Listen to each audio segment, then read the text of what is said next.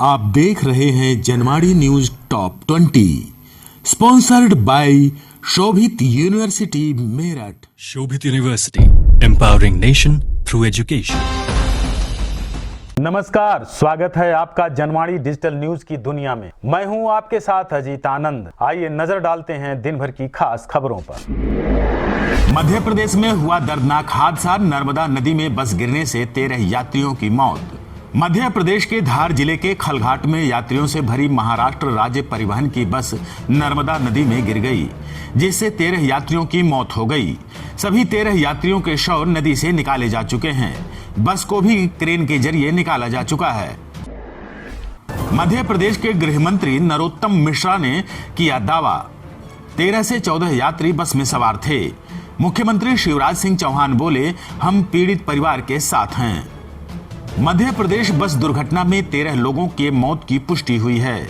गृह मंत्री नरोत्तम मिश्रा ने अपने पहले दिए बयान में सुधार करते हुए कहा है कि कोई यात्री नहीं बचा है। बस में सिर्फ 13 से 14 लोग ही सवार थे। सभी लोग हादसे में मारे जा चुके हैं। उधर मुख्यमंत्री शिवराज सिंह चौहान ने कहा है कि दुर्घटना की जांच के आदेश दिए गए हैं। हम पीड़ित परिवार के साथ खड़े हैं। उपराष्ट्रपति पद के लिए जगदीप धनखड़ ने दाखिल किया नामांकन। प्रधानमंत्री नरेंद्र मोदी समेत कई वरिष्ठ नेता रहे मौजूद। वेस्ट बंगाल के पूर्व राज्यपाल जगदीप धनखड़ ने उपराष्ट्रपति पद के लिए अपना नामांकन दाखिल कर दिया है। इस दौरान प्रधानमंत्री नरेंद्र मोदी, गृह मंत्री अमित शाह, रक्षा मंत्री राजनाथ सिंह, नितिन गडकरी, भाजपा के राष्ट्रीय अध्यक्ष जेपी नड्डा समेत कई अन्य वरिष्ठ नेता मौजूद रहे। उपराष्ट्रपति पद के लिए नामांकन दाखिल करने के बाद भावुक हुए धनखड़। बोले, किसान के घर में पैदा हुआ, पीएम मोदी ने जो सम्मान दिया, आभारी रहूंगा। उपराष्ट्रपति पद के लिए नामांकन दाखिल करने के बाद वेस्ट बंगाल के पूर्व राज्यपाल जगदीप धनखड़ मीडिया के सामने भावुक हो गए।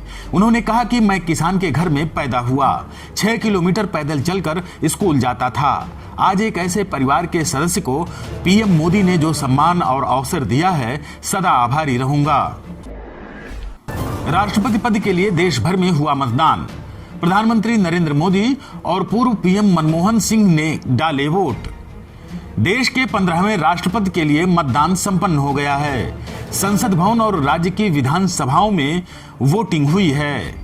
पीएम नरेंद्र मोदी, पूर्व प्रधानमंत्री मनमोहन सिंह के अलावा सभी सांसद मतदान कर चुके हैं। कई राज्यों के सीएम भी मतदान कर चुके हैं।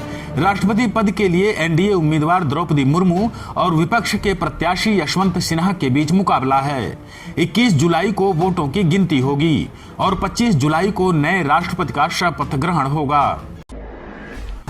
राष्ट्रपति चुनाव में खुलकर हुई cross voting. Congress, Sapa, NCP हर पार्टी में हुई सेंधमारी। राष्ट्रपति चुनाव में उत्तर प्रदेश, गुजरात, ओडिशा से लेकर असम तक क्रॉस वोटिंग भी देखने को मिली है। यूपी के बरेली से सपा विधायक शहजील इस्लाम ने द्रौपदी मुर्मू को वोट किया है। उधर गुजरात में शरद पवार की पार्टी एनसीपी के विधायक कंधाल एस जडेजा ने कहा है कि उन्होंने एनडीए उम्मीदवार द्रौपदी मुर्मू को वोट किया है।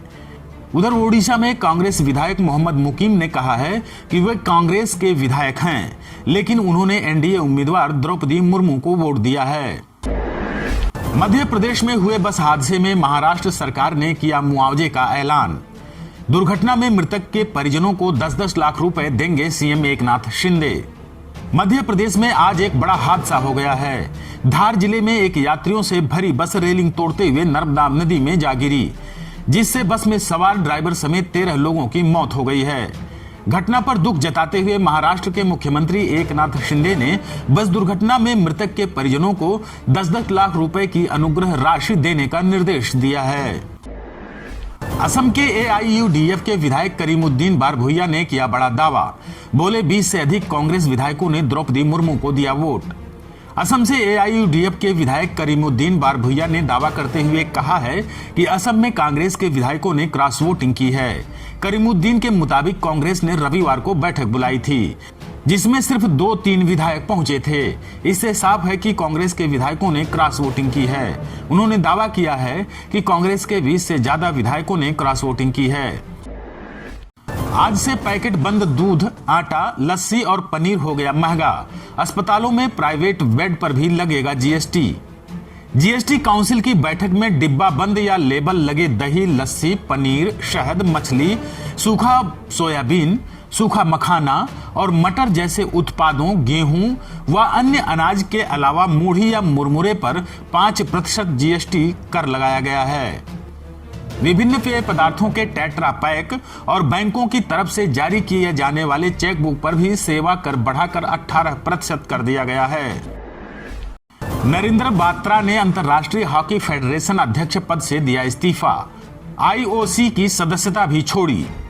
अंतर्राष्ट्रीय हॉकी फेडरेशन के अध्यक्ष पद से इस्तीफा देने के साथ ही नरेंद्र बात्रा ने अंतर्राष्ट्रीय ओलंपिक समिति की सदस्यता भी छोड़ दी है।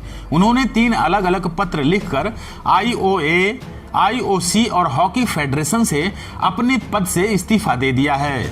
आप देख रहे हैं Janwadi news top 20, sponsored by Shobhit university Meerut. Shobhit University, empowering nation through education.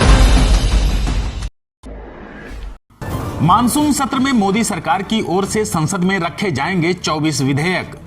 विपक्ष भी 16 मुद्दों पर करेगा गंभीर चर्चा।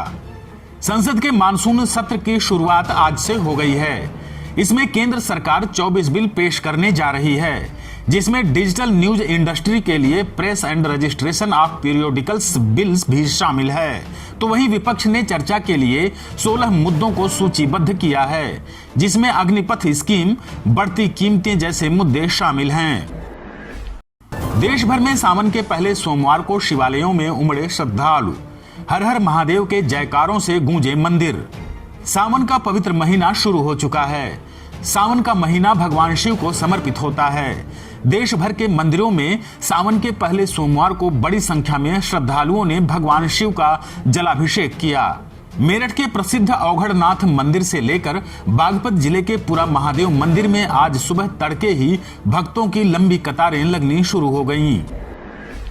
समाजवादी पार्टी के मुखिया अखिलेश यादव ने भाजपा पर कसा तंज। बोले, महंगाई की मार से जनता परेशान, प्रताड़ित करने में कोई कसर नहीं छोड़ रही भाजपा। समाजवादी पार्टी के अध्यक्ष अखिलेश यादव ने कहा है कि महंगाई की मार से जनता परेशान है और हुक्मरान बेफिक्र हैं। घरेलू अर्थव्यवस्था चौपट है, लेकिन भाजपा सरकार की संवेदनहीनता कम होने का नाम नहीं ले रही है। सीएम योगी आदित्यनाथ ने किया बड़ा ऐलान, 3 करोड़ 18 लाख तिरंगे फहराएंगे। 18 से 17 अगस्त तक चलेगा स्वतंत्रता सप्ताह का आयोजन। मुख्यमंत्री योगी आदित्यनाथ ने कहा है कि हर घर तिरंगा कार्यक्रम के तहत प्रदेश में 3 करोड़ 18 लाख तिरंगे 13 से 14 अगस्त के बीच फहराए जाएंगे। इसकी तैयारियां पूरी कर ली गई हैं। मुख्यमंत्री ने कहा है कि 11 से 17 अगस्त तक स्वतंत्रता सप्ताह का आयोजन किया जाएगा। इंग्लैंड को हराने के बाद अब वेस्टइंडीज से भिड़ेगी टीम इंडिया। 22 जुलाई से शुरू होगी वनडे सीरीज। इंग्लैंड को T20 और वनडे सीरीज में धूल चटाने के बाद अब टीम इंडिया वेस्टइंडीज से भिड़ेगी। वेस्टइंडीज में भारतीय टीम 3 मैचों की वनडे और 5 मैचों की T20 सीरीज खेलेगी। बता दें कि वेस्टइंडीज के खिलाफ वनडे सीरीज में शिखर धवन टीम इंडिया के कप्तान होंगे। रोहित शर्मा, विराट कोहली, ऋषभ पंत, जसप्रीत बुमराह और हार्दिक पांड्या वनडे सीरीज में भारतीय टीम का हिस्सा नहीं रहेंगे। शेयर बाजार के बाद क्रिप्टो मार्केट में भी आया जबरदस्त उछाल। बिटकॉइन में आई जोरदार तेजी। बिटकॉइन में लगातार गिरावट पर ब्रेक लग गया है। इंटरनेशनल मार्केट के मूड में सुधार और निवेशकों की खरीदारी के चलते बिटकॉइन एक महीने के अपने उच्चतम स्तर $22,000 पर ट्रेड कर रहा है। सोमवार को ट्रेडिंग सेशन में दूसरे क्रिप्टो करेंसी में भी तेजी देखी जा रही है। तलाके हसन पीड़िता की याचिका शुक्रवार को सुनेगा सुप्रीम कोर्ट। मुस्लिम महिलाओं को बाकी महिलाओं जैसे अधिकार देने की उठाई मांग। सुप्रीम कोर्ट तलाके हसन पीड़िता बेनजीर हिना की याचिका पर शुक्रवार यानी 22 जुलाई को सुनवाई करेगा। बेनजीर ने कोर्ट को बताया कि उन्हें तलाक के 3 नोटिस मिल चुके हैं। पीड़िता बेनजीर ने बाकी महिलाओं जैसे अधिकार देने की कोर्ट से मांग की है। मेरठ में 27 जुलाई तक सभी स्कूलों में हुई छुट्टियां। एलएलबी की 19 जुलाई की परीक्षा भी स्थगित। मेरठ में जिलाधिकारी दीपक मीणा ने जिले के सभी स्कूलों में 19 से 27 जुलाई तक छुट्टियां घोषित कर दी हैं। अब 28 जुलाई को स्कूल खुलेंगे। सभी स्कूलों में 8 दिन का अवकाश रहेगा। बता दें कि कांवड़ यात्रा के चलते ट्रैफिक डाइवर्जन किया जा रहा है, इसलिए जनपद के सभी स्कूलों को 27 जुलाई तक बंद कर दिया गया है। इनमें बेसिक, माध्यमिक, सीबीएसई, आईसीएसई सभी स्कूल शामिल हैं। साथ ही सीसीएसयू से संबद्ध कॉलेजों में एलएलबी की 19 जुलाई को होने वाली पेपर कोड की परीक्षा भी स्थगित कर दी गई है। इसका परीक्षा कार्यक्रम विश्वविद्यालय बाद में जारी करेगा। योगी सरकार ने लिया बड़ा फैसला, अब मदरसों में भी पढ़ा सकेंगे केवल टीईटी पास टीचर। यूपी में योगी सरकार ने बड़ा फैसला लिया है। अब मदरसा मॉडर्नाइजेशन स्कीम के तहत टीईटी पास शिक्षक ही मदरसों में शिक्षक के तौर पर भर्ती किए जाएंगे। भर्ती के लिए नियमावली में जल्द संशोधन किया जाएगा। योगी सरकार ने निर्णय लिया है कि मदरसों में अब 20% दीनी शिक्षा और 80% आधुनिक शिक्षा कराई जाएगी। आलिया स्तर की मदरसों में 1 शिक्षक रहेगा। कक्षा 5 तक के मदरसों में 4 शिक्षक, कक्षा 6 से 8 तक में 2 और कक्षा 9 और 10 स्तर के मदरसों में 3 शिक्षक मॉडर्न एजुकेशन पढ़ाने के लिए रखे जाएंगे। दुनिया भर के कई देशों में है भारतीय रुपए का जलवा, सस्ते में कर सकते हैं विदेश यात्रा। अमेरिका और यूरोप के देश ऐसे हैं जहां भारतीयों को घूमना काफी महंगा पड़ता है, मगर Vietnam, Indonesia, Laos, Cambodia, Uzbekistan समेत कई और देशों में आप बेफिक्र होकर घूम सकते हैं, क्योंकि इन देशों की करेंसी की कीमत भारतीय रुपए की तुलना में काफी कम है। आप देख रहे हैं Janwadi news top 20, sponsored by Shobhit university Meerut. Shobhit University, empowering nation through education.